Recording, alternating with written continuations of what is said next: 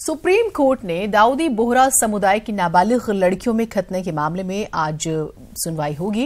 इससे पहले कल सुनवाई के दौरान कोर्ट ने इस प्रथा पर सवाल उठाया। कोर्ट ने कहा कि महिलाओं का जीवन सिर्फ शादी और पति के लिए नहीं है, इसके अलावा भी उनके कई दायित्व हैं। खतना के खिलाफ दायर याचिका को केंद्र का समर्थन मिला हुआ है। सुनीता तिहाड़ ने याचिका दायर की है जिसमें उन्होंने इस प्रथा पर रोक लगाने की मांग की है।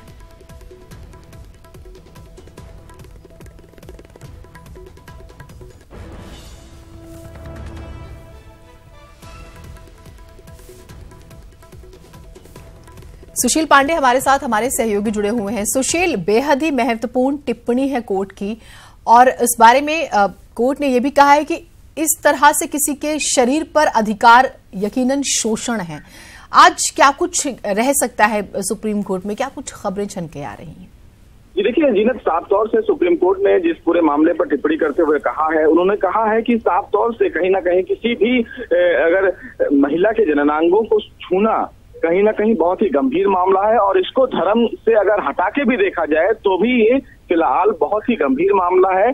लिहाजा इस पूरे मामले पर विचार किया जाना चाहिए। हालांकि सुप्रीम कोर्ट ने कल सुनवाई के दौरान ये भी कहा कि इस तरह की महिलाओं के साथ शादी करना इस पूरे मामले को कहीं ना कहीं बैंड नहीं करता है। सुप्रीम कोर्ट ने अपनी सुनवाई में ये भी कहा कि महिलाओं का जीवन केवल शादी और पति के लिए नहीं होता है, लिहाजा महिलाओं का अलग दायित्व है और इस दायित्व को वो पूरा करती हैं और इसीलिए फिलहाल सुप्रीम कोर्ट इस पूरे मामले की सुनवाई आज कर रहा है। सुप्रीम कोर्ट ने अपनी सुनवाई के दौरान टिप्पणी करते हुए ये भी कहा कि जिस तरह महिलाओं के साथ धर्म के नाम पर इस तरह का काम किया जा रहा है वो निजता के अधिकार का उल्लंघन है जो फिलहाल बर्दाश्त के योग्य नहीं है और इसीलिए सुप्रीम कोर्ट ने आज इस पूरे मामले को फिर से लिस्ट किया है।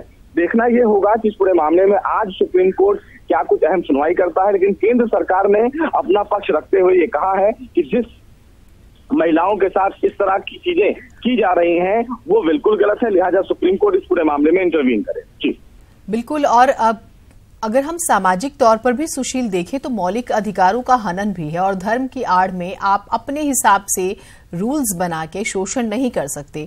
और ये बात भी समझनी होगी कि जब देश संविधान के मुताबिक चल रहा है तो उस सूरत में तो फिर आप क्राइम कर रहे हैं।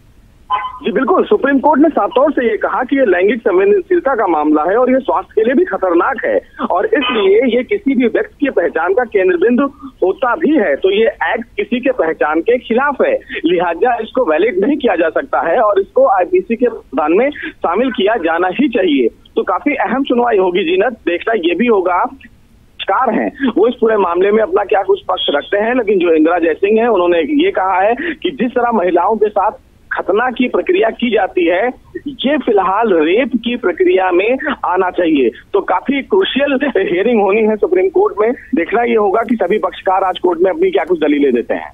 बिल्कुल, आप नजर बनाए रखिएगा, आपसे हम अपडेट्स लेते रहेंगे। तो बेहद ही महत्वपूर्ण ये है कि कम से कम अब इस तरह की कुप्रथाओं पर फुल स्टॉप लगना चाहिए।